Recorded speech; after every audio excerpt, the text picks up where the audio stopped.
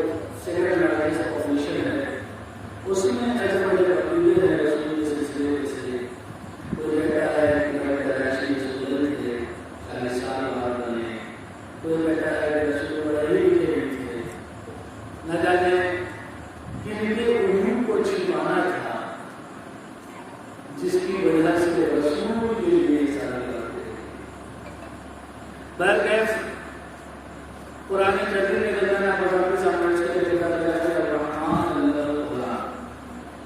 پہلی چیز جو بیان کر رہا ہوں وہ کہہ رہا ہے کہ ہم نے قرآن کی تعلیم دی. اس کے بعد سے کہہ رہا ہے خلق الانسان، ہم نے انسان کو خلق کیا. پہلا مرحلہ تعلیم کا ہے، دوسرا مرحلہ خلق کا ہے. لیکن کل بھی میں نے آپ سے سوال کیا تو آج بھی یہی بات کہہ رہا ہوں کہ بھائی جب خلقت موجود نہیں تھی تو تعلیم کس کو ہوئی تھی؟ پہلے کا مطلب سیمٹ آنے کے بعد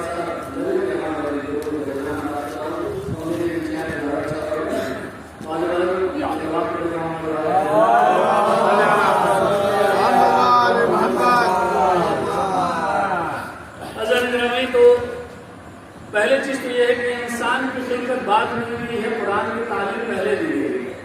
یہ قرآن کہتا ہے کہ اللہ والقرآن خلق الانسان، ہمیں پہلے قرآن سکھایا بعد میں خلق کیا. یعنی خلقت اور ہے، تعلیم قرآن اور ہے. یہ خلقت سے پہلے جن کو تعلیم دی گئی یہ ہیں کون، ان کا وجود کیا ہے، یہ کہاں سے آئے، یہ ہیں کون کی جن کا تذکرہ ہوگا. کیونکہ انسان کے لیے تو قرآن نے کہا ہے کہ واللہ اخرجکم من بطون امہاتکم لا تعلمون شیئا. انسان تو وہ ہے کہ اس کو اللہ نے اس کی ماں کے پیٹ سے اس طریقے سے نکالا کہ وہ کچھ جانتا نہیں تھا، اس کو کسی شے کا علم نہیں تھا. لا تعلمون شیئا، کچھ نہیں جانتا تھا، جاہل پیدا ہوا انسان. تو انسان اور ہے. قرآن کیا کہہ رہے کہ ہم نے پہلے قرآن کی تعلیم دی ہے. تو اس کا مطلب جو قرآن آپ کے کانسیپٹ میں ہے وہ الگ ہے، اور جو اللہ کے کانسیپٹ میں ہے وہ الگ ہے. اس لیے کہ آپ جو تاریخ سے پڑھ پائے ہیں تو تاریخ سے آپ کو یہی ملا ہے کہ قرآن کسی کتاب کی شکل میں نازل نہیں ہوا. یا آپ نے نہیں پڑھا تو بتا دیجیے کہ رسول اللہ چلے ہوئے رات سے تو اللہ نے کہا کہ یہ قرآن ہے اور اس کو لیتے جاؤ اور یہ تلاوت کر دینا. ایسا ہوا تھا؟ نہیں. بلکہ رسول جنگ میں تھے تو جنگ کی آیت آ گئی، رسول نماز میں تھے تو نماز کی آیت آ گئی، رسول گھر میں تھے تو گھر کی آیت آ گئی. جیسے جیسے جو آماد آتے رہے ویسے ویسے رسول آیتیں پیش کرتے رہے. تو یہاں قرآن ترتیب کے ساتھ نازل ہوا. وہاں اللہ کہہ رہا ہم نے قرآن کی تعلیم دے دی. علم القرآن، قرآن سکھا دیا. قرآن صرف ایک آیت کا نام تو نہیں دینا، قرآن کسی ایک سورے کا نام تو نہیں. قرآن کے دو معنی ہیں. ایک معنی ہے جمع کرنا، کسی نے جمع کیا تو قرآن بنا. دوسرے معنی ہے پڑھا ہوا، تو جب پڑھا ہوا ہے تب قرآن بنا. تھوڑا سا ساتھ رہیے میرے، زیادہ وقت نہیں لوں گا. پتہ کسی نے پڑھا تب قرآن بنا. لیکن قرآن خود اپنی آیتوں میں کہہ رہا ہے کہ یہ قرآن مجید ہے. یعنی ایک آیت آئی تب بھی قرآن، دو آیتیں آئی تب بھی قرآن. ہماری نظر میں قرآن کیا ہے؟ بسم اللہ سے لے کے والناس تک ہے. یعنی اسٹارٹ بسم اللہ سے ہوا، ختم والناس تک ہوا، اور یہ بے سین کا جو ملاؤ بس یہی کائنات ہے. یہی کائنات سے اللہ کہہ رہا ہے کہ ہم نے قرآن سکھا دیا. یعنی جس کو اس وقت سکھایا اس کو ایک آیت نہیں سکھائی، پورا قرآن سکھایا. تب یہ پورا قرآن سکھایا کس کو؟ تاریخ خاموش ہے، زبانیں چپ ہیں، کیونکہ رسول بھی ایک ایک آیت کر کے بول رہے تھے، پورا قرآن نہیں سنا رہے تھے. بس ایک شخصیت ایسی ملی جو خانہ کعبہ سے باہر نکلی، آغوش رسالت میں آئی اور آواز دی بتائیے کیا سناؤ؟ تو رہے سناؤ، زبور سناؤ، انجیل سناؤ، قرآن سناؤ. یہ جو قرآن کا لفظ آیا کہ قرآن سناؤ، اور تاریخ بتاتی ہے کہ مولا کائنات نے قرآن سنایا، اور قرآن سنا کے علم القرآن کی تفسیر کی. یہ دیکھو جس کو قرآن سکھا گیا ہے وہ میں ہوں. باول صلوات پڑھے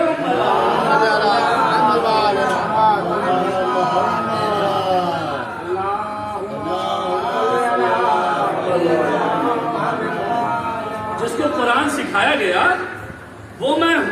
اب سوال یہ پیدا ہوتا ہے جو ہمارے ذہن میں اور آپ کے ذہن میں یہ بات آئے گی کہ بھائی کیسے کائنات کا وجود ہے نہیں، لوگ ہے نہیں، تو پھر یہ قرآن سکھایا کیسے؟ آخر ان کا وجود کہاں سے آ گیا؟ تو اب آپ کے سامنے کتاب دمۃ الثاقبہ کی ایک روایت پیش کرنے لگا، اور تھوڑا سا میرا ساتھ دیجیے گا، میں خود زیادہ نہیں پڑھوں گا، دل میں میرے بہت اچھی نہیں ہے، لیکن آپ جتنا کم بولیں گے اتنا میں کم پڑھوں گا، یہ بھی وعدہ ہے، ٹھیک ہے؟ تو تھوڑا تھوڑا میرے ساتھ رہیے۔ دمۃ الثاقبہ میں ایک روایت ہے، اس روایت میں لکھا ہے کہ اللہ نے جب اپنے آپ کو تنہا محسوس کیا تو اللہ نے ایک نور خلق کیا،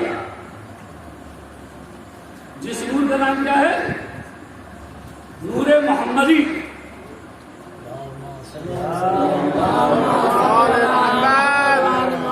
اپنے آپ کو تنہا محسوس کیا تو اللہ نے ایک نور خلق کیا جو نور محمدی ہے، اور اس کے بعد سے جب نور محمدی کو تنہا محسوس کیا تو پھر ایک اور نور وجود میں آیا جس کو نور علی کہتے ہیں۔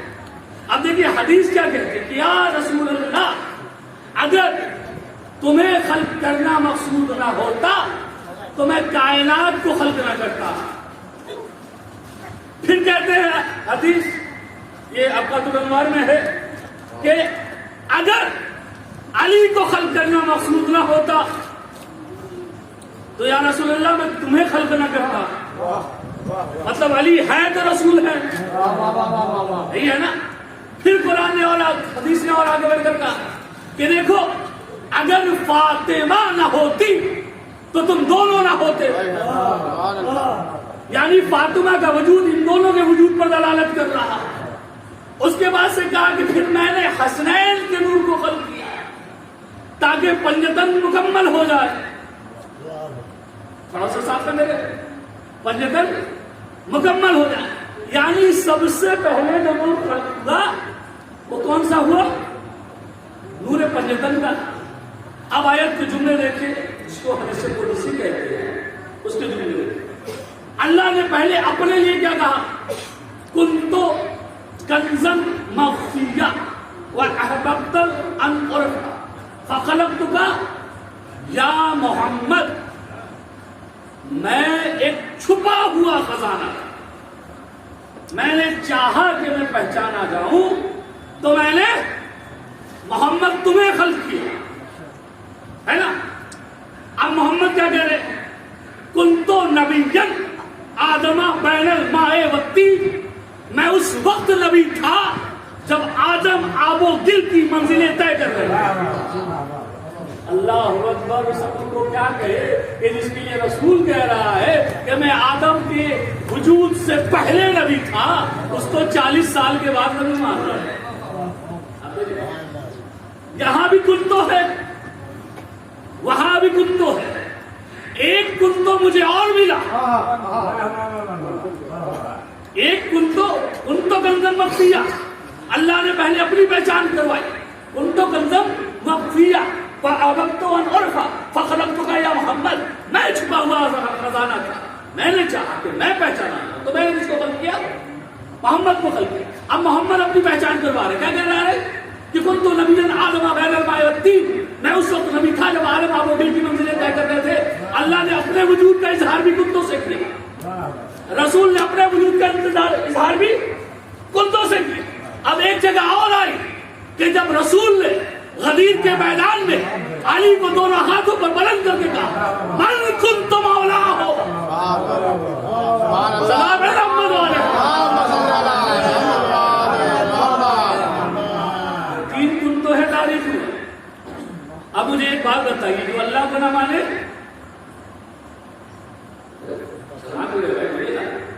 جو اللہ کو نہ مانے کافر ہے۔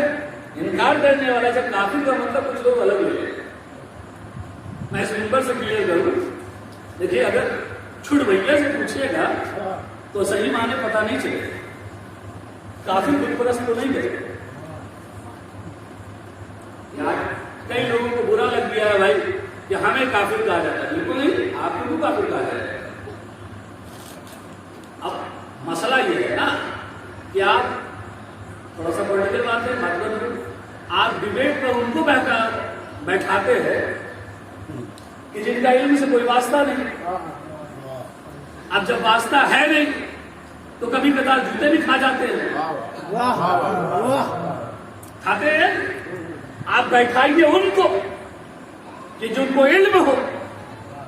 آپ ان کے پاس نہیں بھٹکتے کیونکہ معلوم ہے کہ اگر ان کو بلائیں گے تو حقیقتیں کھل جائیں گی.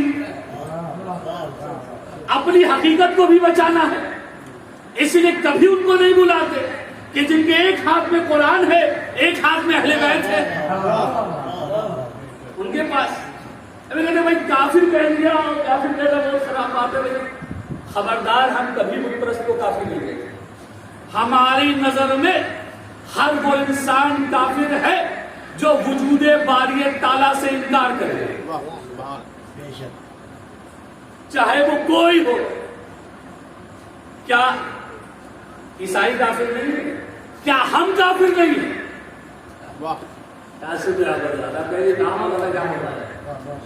کیا ہم کافر نہیں ہیں؟ بھائی ہم بھی ہیں. ہم نے کس کا انکار کیا؟ ان سارے خداؤں کا انکار کیا، اس کو مانا تو اس کے لیے ایمان والے بنے، باقیوں کے لیے کافر بنے. تو کفر کا مطلب یہ نہیں کہ بھائی بت پرست ہے. کفر کا مطلب ہوتا ہے انکار کرنے والا.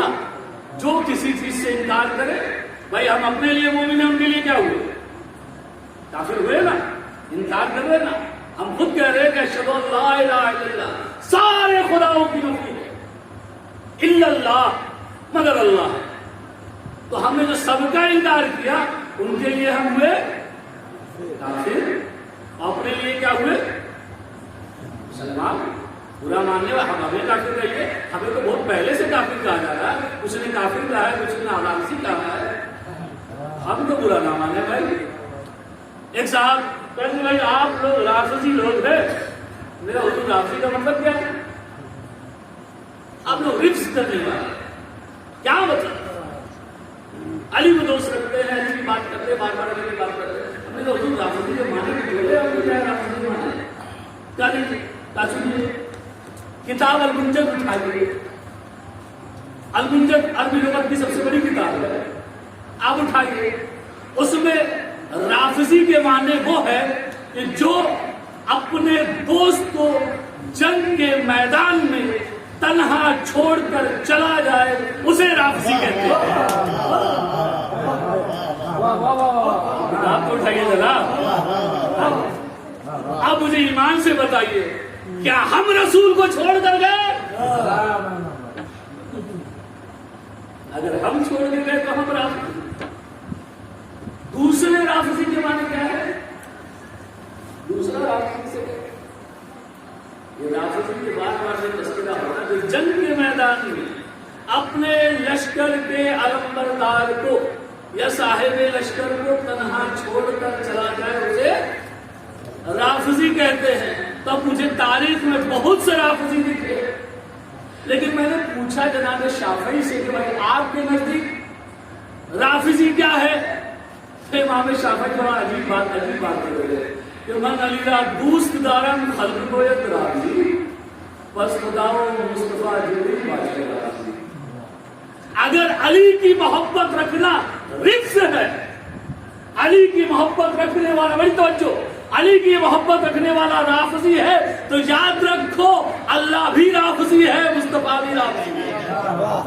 سلام محمد والے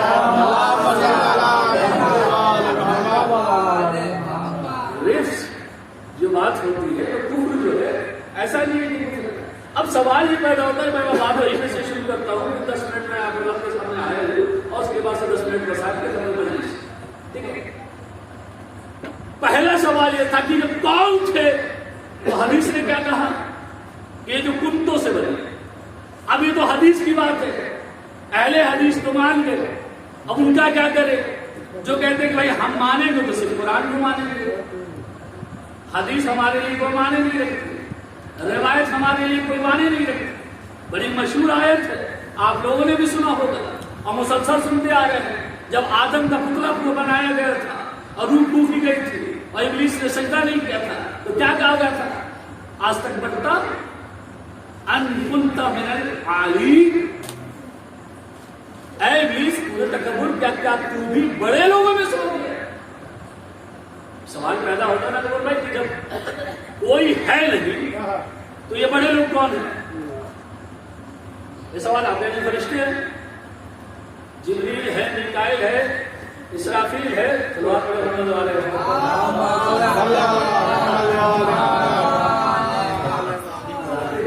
اللہم صلی علی یہ کون ہے جو عالین کے معنی میں ہے؟ آپ کہیں گے بھائی جبرائیل ہے، میکائیل ہے، اسرافیل ہے۔ جب یہ عالین ہوتے تو اللہ ان کو سجدے کا حکم نہ دیتا، جو ہے نا، اس کا مطلب ان کے علاوہ بھی کچھ اور ہے، تو وہ ہے کون؟ اب تاریخ سے پوچھے، پھر واپس آتا ہوں زبردست ثاقبہ کی روایت پر کہ جب اللہ نے ان پانچوں کو خلق کیا اور پھر انہوں نے عبادت کیا اور ان کی عبادت سے جو پسینے گرے، اللہ نے چاہا کہ نور محمدی کے اور نور اہل بیت کا کوئی پسینہ بیکار نہ جائے، اس لیے پسینہ جھٹکا تو کہیں جبرائیل بنے، کہیں میکائیل بنے، کہیں اسرافیل بنے۔ یہ فرشتوں کا وجود ہو گیا، اب انبیاء کا وجود کیسے ہوا؟ انہی پسینوں کی خلقت کا نام ہے عیسیٰ، موسیٰ، زکریا، ایوب، سارے ان کے پسینے سے ہوئے۔ اب یہاں پہ ٹھہر جاؤ تو حق تلفی ہوگی، حق تلفی سمجھتے ہیں؟ اب میں صرف اپنی کتاب کے روایت بیان نہیں کر رہا، ایسا نہیں کہ صرف شیعہ کے طور پہ لے رہا، آپ صحاب اٹھا کر کے دیکھیں وہاں بھی ملے گا، یہ نام معتبر کے لیے تو اہل سنت کی معتبر کتابیں ہے، اس میں جلی حرفوں میں یہ روایت ملی ہے، ایک دم ایسی کہ اندھے پہ اٹھ جائے، اس لیے کوئی اندھا بھی نہیں بن سکتا۔ آگے کیا لکھا ہے؟ آگے لکھا ہے کہ جب ان کے پسینے سے انبیاء خلق ہوئے اور نبی خلق ہوئے، میثاق کا دن سمجھتے ہیں؟ میثاق کا دن کیا ہوتا ہے؟ لیکن وہ آہستہ آہستہ مطلب پہ کوئی بات پہنچانا چاہتا ہے۔ یوم میثاق تو سنا ہے نا، اللہ نے جب خلقت کی ہے ان لوگوں کی تو ایک میثاق رکھا، اور میثاق میں رسول اللہ کی نبوت کو پیش کیا، علی کی ولایت کو پیش کیا، حسنین کی امامت کو پیش کیا، بطول کی عصمت کو پیش کیا، اور کہا کون ہے تم میں سے جو ان کا اقرار کرے؟ تو جن لوگوں نے جتنی جلدی اقرار کیا اتنی جلدی ان کو عہدے ملتے گئے۔ ذرا خاموشی سے سنا ہے، جن لوگوں نے جتنی جلدی سنا اتنی جلدی ان کو عہدہ ملا۔ ملک میں سب سے پہلے اقرار کرنے والے جبرائیل، اللہ نے کہا سید الملائکہ بنو۔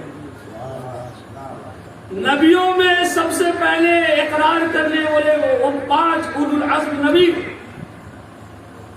جناب نوح، جناب ابراہیم، جناب عیسیٰ، جناب موسیٰ اور جناب یحییٰ، انہوں نے اقرار جیسے جیسے انہوں نے اقرار میں صورت کی، اللہ نے ویسے ویسے عہدہ دیا۔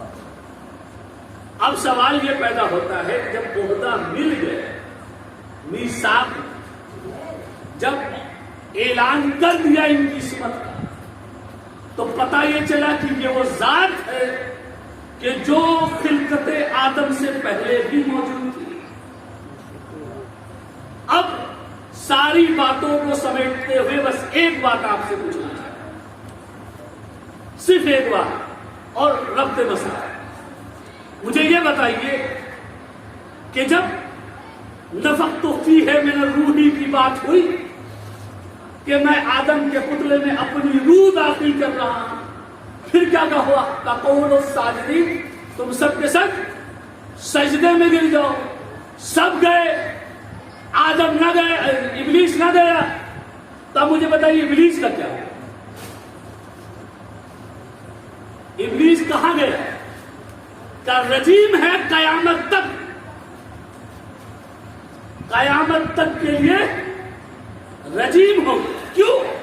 کیونکہ اس نے اس کو نہ مانا کہ جس کو اللہ نے منوانا چاہا. اب مجھے نہیں معلوم آپ کیسے چاہا. اس نے انہیں نہیں مانا کہ جس کو اللہ منوانا چاہا. پتا جس کو اللہ منوانا چاہے اگر اسے کوئی نہ مانے تو وہ قیامت تک کے لیے رجیم ہوتا ہے، قیامت تک کے لیے رجیم ہوتا. مجھے انصاف سے بتائیے غدیر کے میدان میں جو رسول نے اعلان کیا تھا وہ اپنی طرف سے کیا تھا؟ تو جب اللہ کی طرف سے کیا تو مان لیجئے نا کہ آدم کو نہ ماننے والا قیامت تک کے لیے لعنتی ہے. تو جو 1.25 لاکھ بیٹھے تھے، وہ جو 1.25 لاکھ تھے، ان میں سے جس نے انکار کیا وہ قیامت تک کے لیے کیا ہوا بھائی؟ لعنت ہی ہوا یا نہیں ہوا؟ اب اگر ہم لعنت دیں گے تو برا کیا؟ سوال بس کیوں برا؟ ہم ان کو پسند قطر نہیں کرتے جسے رسول پسند کرتے. ہمارے یہاں معیار رسالت سے اور کچھ نہیں. قرآن کہہ رہا ہے، رسول کہہ رہا ہے کہ بھائی دیکھو جس کا میں ہے. اب یہ جس نے بھی شرط لگا دی ہے تو اب جو بھی علی کو مولا مانے گا اس کا مطلب وہ رسول کو مولا مانتا ہے. اور جو علی کو مولا نہ مانے گویا اس نے رسول کو مولا نہیں مانا. اب مولا کے معنی آپ کچھ بھی لے لیتے رہے. کوئی کہتا ہے کہ بھائی مولا کے معنی دوست کے ہے، رہبر کے، ہمراہ کے، ساتھی کے ہے، جس معنی میں. لیکن اگر حدیث کے اصل جملوں کو میں آپ کے آزاد پیش کروں تو پھر آپ کہیں گے کہ بھائی کیا بات ہے. رسول نے کہا ہے اللہ مولا المؤمنین. آپ سے مومن کو سنتے ہیں نا؟ آئیے پوری حدیث سنا بہت بھی. اللہ مولا المؤمنین، اللہ مومنین کا مولا ہے، مسلمین نہیں کا. مسلمین نہیں کہا اللہ نے کہا، رسول نے کیا کہا؟ اللہ مولا المؤمنین، اللہ مومنین کا مولا. اور میں من کنت مولا ہو فہذا علی المولا. اور جس کا میں مولا اس کے علی. پہلے ہی بات میں رسول نے طے کر دیا کہ علی اس کے دل میں گھس ہی نہ پائے گا جو مومن نہ ہو. پہلی کنڈیشن میں لگائی. اور یہی وجہ ہے جب بھی علی کی بات آتی ہے وہ شریف خون جو غیروں میں بھی ہو بول اٹھتا ہے. اور اگر خون شریف نہ ہو تو اپنے میں بھی ہو تو کہتا ہوں بہت زیادہ نماز کی باتیں کیوں نہیں کرتے، روزے کی باتیں کیوں نہیں کرتے. امام حسین نے جان نثار کر دی نماز بچانے کے لیے. اللہ جھوٹوں پہ لعنت کرے، اللہ جھوٹوں پہ لعنت کرے. امام حسین نے نماز کی جان نہیں تھی.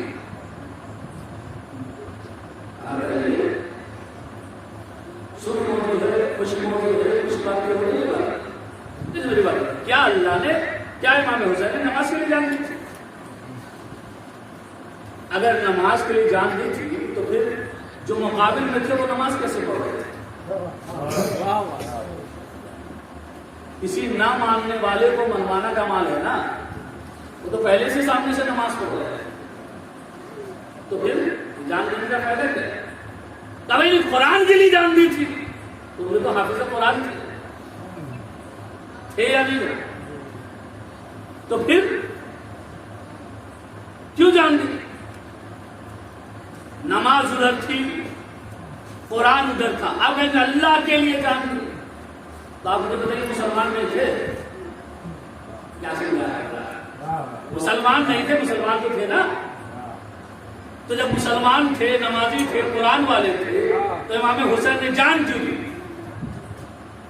کیوں شہادت پیش کی؟ حق بات کو دبایا مت کیجیے. حسین جس کے لیے آئے تھے وہ کام تھا جو بطول کر رہے تھے. بطول کیا کر رہی تھی؟ بطول وہ پہنچا رہی تھی جو رسول پہنچا رہے تھے. رسول پہنچا رہے تھے، رسول نے وہ بیان کیا جو اللہ پہنچا رہا تھا. جو چیز ادھر نہیں تھی اور ادھر تھی، ان میں صرف ایک چیز تھی، وہ یہ کہ علی ادھر تھا ادھر نہیں تھا. اور حسین نے علی پہچانوانے کی.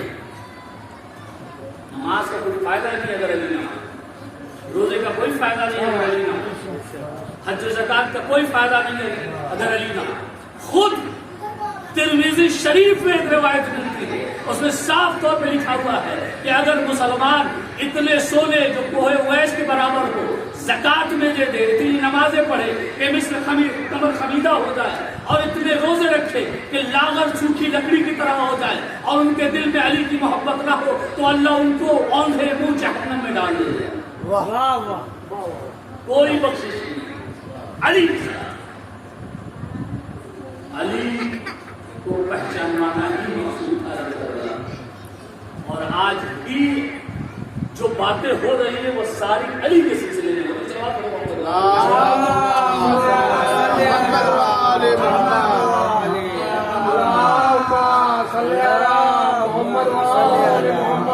ساری باتیں بس ختم نہیں، وہ صرف علی تھی. قرآن آپ بس سوچے نا کہ وہاں پر حسین آخر وہ نظر پہ چل رہے ہیں تو کیا کہہ رہے ہیں؟ قرآن کی پہچانا چاہتا ہے.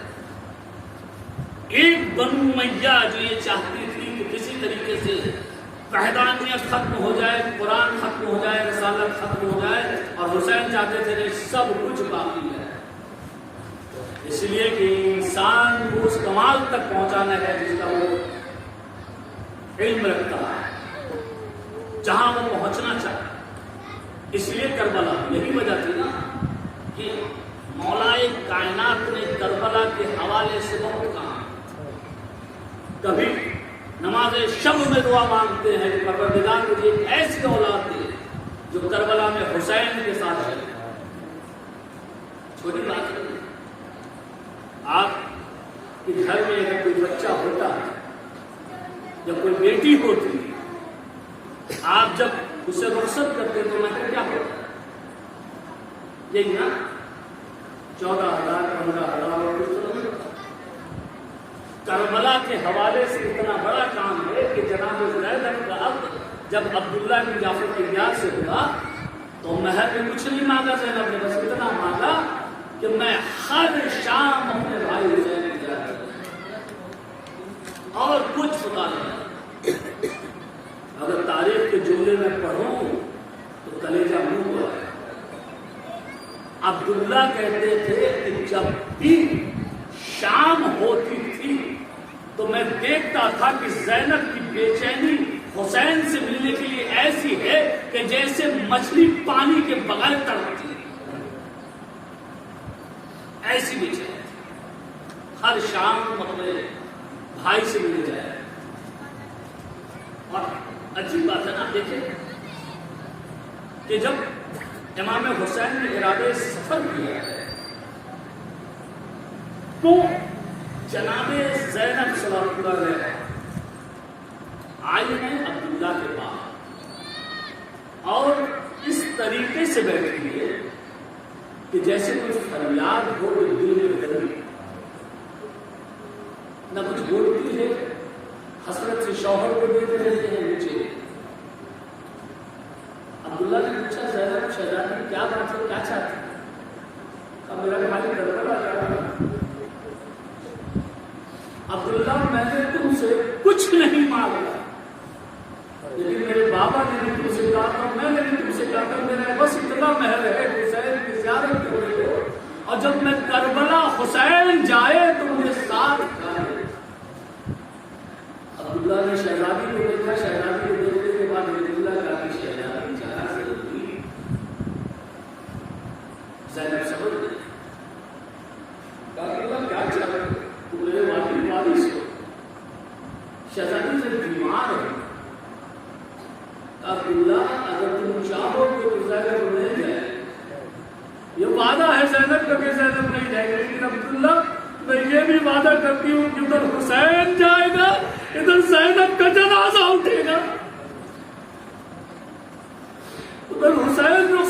ادھر زینب دنیا سے ہو سکتا. عبداللہ نے جب جملہ سنا زینب کے بعد زینب جا سکتی شہزادی سوال کیا تیار ہوئی. زینب ناقے پر بیٹھ گئی. اب مقاصد کے جملے ہے کہ پچھلے قافلہ چلا تھا کہ قافلے کو رکایا گیا.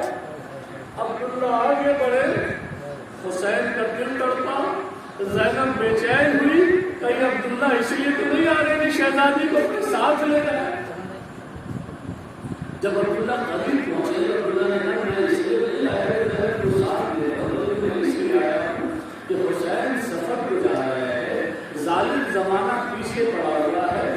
یہ میرے دو بچے ایک کا نام مون ہے ایک کا نام محمد ہے. زینب ایک کو اپنی طرف سے صدقہ کر دینا ایک کو میری طرف سے صدقہ کر دینا.